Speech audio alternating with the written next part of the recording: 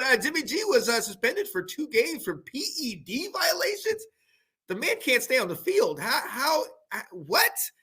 But it's not what we think, though, Tina. What is it? It wasn't performance enhancing. He was suspended because he used Adderall. He was using it as a mental stimulant to help him be more effective in learning the schemes and all of that. But Adderall was put on the restricted list back in 2006. Really? So you can't take it when you play in the NFL. So you and I talked about this, like, are we going to talk more about PEDs in this section? It's a really kind of like the gambling policy that turned into multiple parts. The PED policy has multiple layers and things like that. So in the next couple of weeks, I'm going to bring out a corner office and I'm going to talk about the PED policy and how it works and the levels, because there are various levels depending on if it's your first time, second time, etc., and what happened. It goes up exponentially from there. But that's what I'm hearing from one of the guys that I listen to in Denver, and I consider him to be a pretty smart guy. And they were like, "Well, should we say?" And they're like, "Yeah, we'll say." And so they said, "Yeah, it's Adderall." They believe it's Adderall. So wow. And you were telling me before we went live about some of the things on that list, and some of them are kind of like, really? Marijuana's on the list. Which I still don't understand. I mean, Calvin Johnson just came out and said he used it, for certain games because he was dealing with so much pain. It's legal in most states. You guys got to lighten up on that. But go ahead, Tina. Yeah, but it's legal in Colorado, so you can take it in Colorado. So they're a little more but the thing is you still can't use it for medicinal purposes in the NFL. There used to be a really great podcast. They don't do it anymore. It was called the Caveman Society.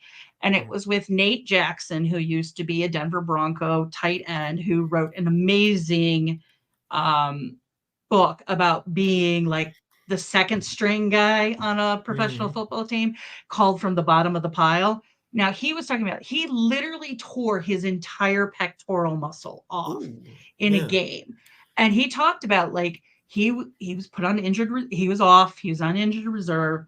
He talked about in the off season, that's what he did, is he went and used marijuana to help, because the drugs were just too much. And that's the thing with marijuana. And I've been a proponent of this for a very, very long time.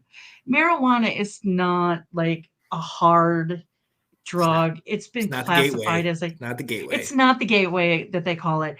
It lowers your heart, like CBD lowers your heart rate, all this stuff.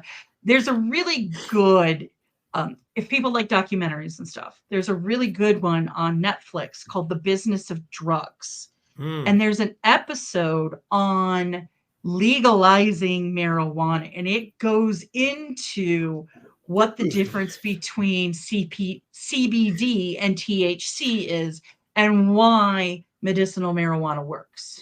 And so they've been trying for years to get the NFL to take marijuana off, but it never did. So the guys just had to sneak around and do it and make sure that they quit smoking it in time for, because that piss test is going to come. Yep. So, it's always around the corner. That's craziness. But when you think about that, and you think about the Josh Gordons or the Ricky Williams, guys that, obviously got penalized a lot of their career for going through it. I mean, Josh Gordon got suspended for a full year and almost banned. Yeah. Well, you know what I mean? It wasn't his first offense. That's what I was talking about when go in, is that when you get into it keeps happening again. And Von Miller went through it. A lot of other guys have gone to second or third step. And once you get to those levels, the NFL's kind of like, we've given you enough chances. At this point, you're just going to pay the price. Right. Like you, I don't know that I think that marijuana is where that price should be paid. So, but the NFL's not good.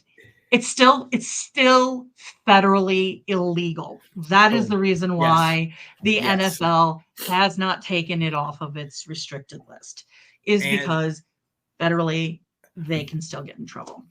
So. Right. And as of today, like you said, it is still on that federally restricted list. So you have to go along with the rules and the laws of said organization that you're with. Mm-hmm. So that's what it is.